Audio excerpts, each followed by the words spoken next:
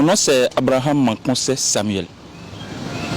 Je suis béninois, plus précisément de Ouesséouagoudo, département des collines, spécialiste en technologie blockchain et crypto-monnaie. Nous devons savoir que, qu'on veuille ou pas, le monde évolue. Et comme l'a dit Héraclite, il n'y a de changement que le changement lui-même. Donc ceux qui refusent de se conformer au changement ont refusé de se conformer à l'évolution, au progrès et au développement.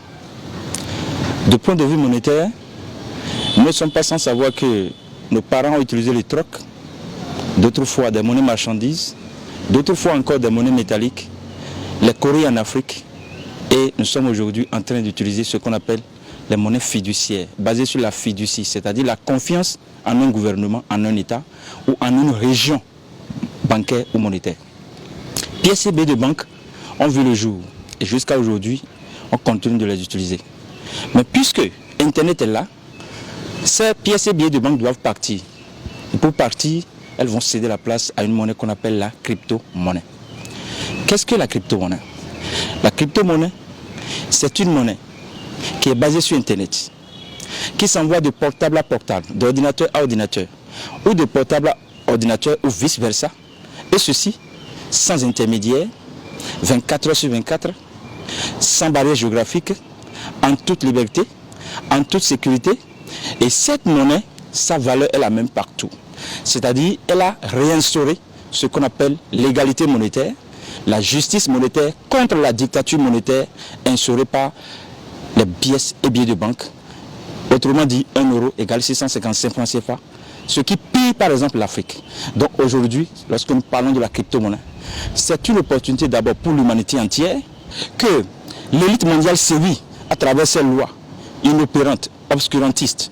Et aujourd'hui, nous voyons que l'Afrique même a intérêt à faire dos au franc CFA, à faire dos à l'éco fiduciaire, à faire dos à tout ce qui est pièces et billets de banque pour se convertir rapidement et sans lendemain à quoi? À la crypto-monnaie. Pourquoi? Avec la crypto-monnaie, la France ne peut plus contrôler les ressources de l'Afrique.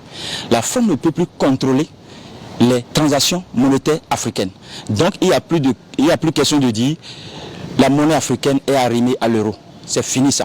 Donc chaque Africain a droit à l'indépendance financière, a droit à l'autonomie financière, a droit à la sécurité financière, et le taux de bancarisation en Afrique qui était, ou qui est du moins jusqu'à aujourd'hui, à hauteur d'environ 15%, peut se retrouver facilement à 90%, pourquoi pas à 100%, parce que la crypto-monnaie, c'est une monnaie décentralisée. C'est une monnaie décolonisatrice, c'est une monnaie dématérialisée, démocratique, et c'est une monnaie enfin qui permet à chaque personne de faire les transactions de partout où on est, ou de partout où il est, et partout où il ira. La monnaie garde sa valeur partout. 1 en Afrique égale 1 en Europe. La crypto-monnaie, la voilà, et tous les Africains qui aiment l'Afrique comme Thomas Sankara, comme Olympio, comme Kadhafi, comme Blé Goudé, comme Gbagbo, et je dirais même comme Sékou Touré. Pourquoi pas Patrice Lumumba? Pourquoi pas Kem Seba? Pourquoi pas tous ceux-là qui se battent? Les Nathalie Nyam doivent se convertir rapidement dans la crypto-monnaie, car l'Afrique c'est pour les Africains et plus jamais pour les Occidentaux. Vive alors l'Afrique libérée, crypto-paradis, puissance mondiale.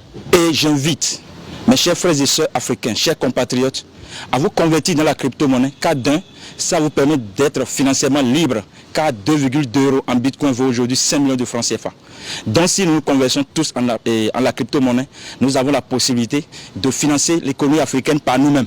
Et nous n'allons plus mourir dans la Méditerranée, nous n'aurons plus forcément besoin de la France pour financer l'économie africaine. Abattre donc la mafia bancaire, et je dirais même du Fonds monétaire international et de la Banque mondiale. Nous sommes désormais l'Afrique pour les Africains et plus jamais pour les Occidentaux.